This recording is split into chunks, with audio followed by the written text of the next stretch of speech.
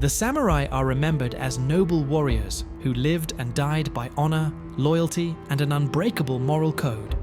Stories tell us they would rather die than betray their lord, that every action was guided by strict principles, and that dishonor was worse than death itself.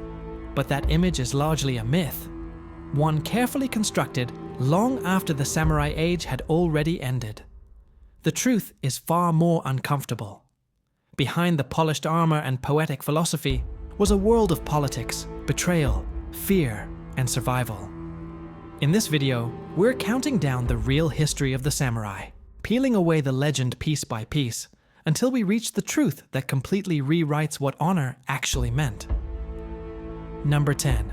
Bushido was not a universal code. Most people believe every samurai lived by bushido, a rigid moral system emphasizing honor, loyalty, and self-sacrifice. In reality, bushido wasn't standardized during most of the samurai era. It evolved slowly over centuries and varied wildly depending on region, clan, and time period. Many samurai never even heard the word during their lifetime. Early samurai were pragmatic fighters, not philosophers. Their behavior was dictated by battlefield realities and political survival, not abstract ideals. Loyalty shifted based on who could offer protection, land, or food. Honor was flexible, often rewritten after the fact to justify actions that were anything but noble. And once you realize Bushido wasn't a fixed rulebook, it opens the door to a much darker truth. Because without a universal moral code, samurai behavior was shaped by something far more dangerous than honor. Number 9. Samurai switched sides constantly. Feudal Japan was defined by chaos. Daimyo rose and fell rapidly, and samurai followed power, not principle. Switching allegiances wasn't rare, it was expected. If a lord appeared weak or doomed, samurai often abandoned him before defeat, sometimes even mid-conflict. What mattered wasn't loyalty, but survival and advancement. Samurai were rewarded for choosing the winning side, not punished for betrayal. Entire clans collapsed because their own retainers defected when the tide turned. And if loyalty itself was negotiable, then the idea of dying for one's lord starts to look less like honor, and more like propaganda designed to control those beneath them. Number 8. Honor mattered more in stories than in life. Many of the most famous tales about honorable samurai were written long after the wars ended, during periods of peace. These stories weren't history. They were moral lessons meant to keep order in a society with no battlefield left to justify the samurai class. During actual wartime, samurai lied, ambushed, poisoned, and bribed their enemies. Victory mattered more than virtue. Losing honor meant nothing if you were dead, and surviving often required abandoning ideal behavior altogether. That gap between story and reality only grows wider when we look at how samurai treated those who had no power at all. Number 7. Samurai often abused civilians. Samurai held legal authority over commoners, and that power was frequently abused. A samurai could kill a peasant for perceived disrespect under certain laws, and many did. These weren't rare incidents. They were built into the system. Peasants feared samurai patrols, knowing a wrong look or poorly timed gesture could mean death. Honor rarely protected the powerless. It protected hierarchy. The samurai class existed to enforce control, not justice. And when violence towards civilians was normalized, it raises an uncomfortable question. What did honor actually protect when it didn't protect life? Number 6. Seppuku was not always voluntary. Ritual suicide is often portrayed as a noble, chosen act. In reality, many samurai were ordered to commit seppuku as a form of execution. It was a way to eliminate rivals while preserving the appearance of dignity. Refusing seppuku meant a far worse fate, not just for the samurai, but for their family.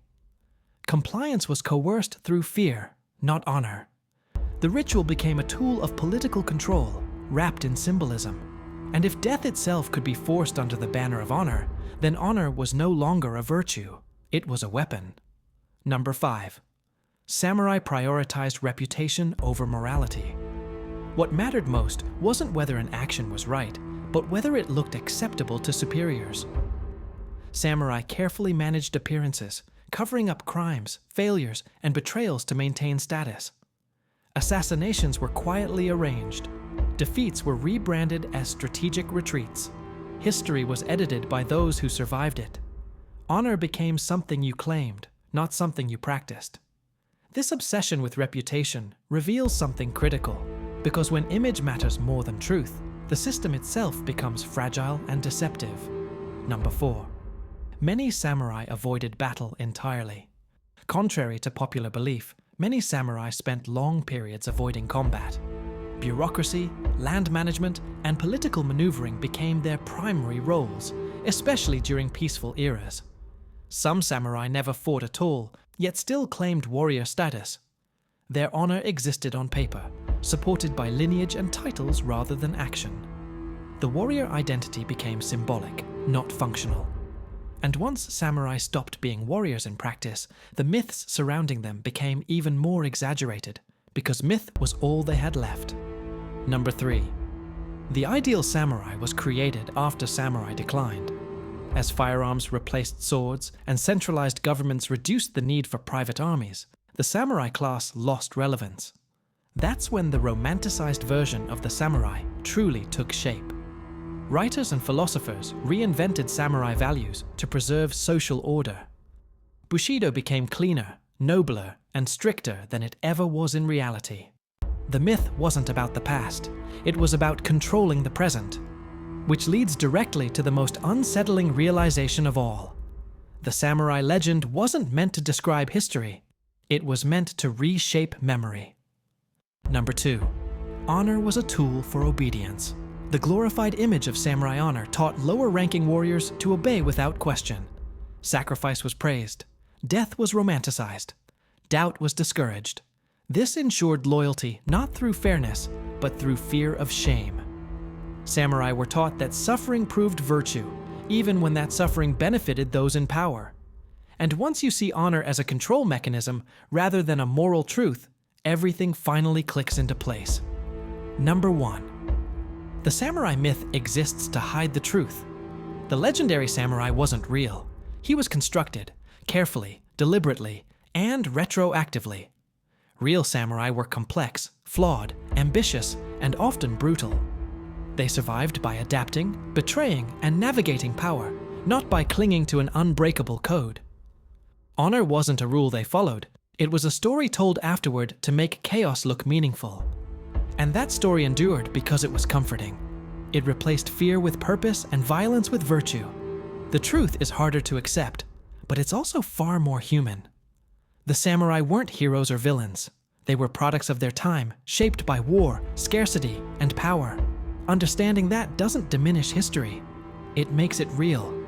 And once you see past the myth, you start to realize something even more unsettling. The stories we tell about honor often say more about who we want to be than who we actually were.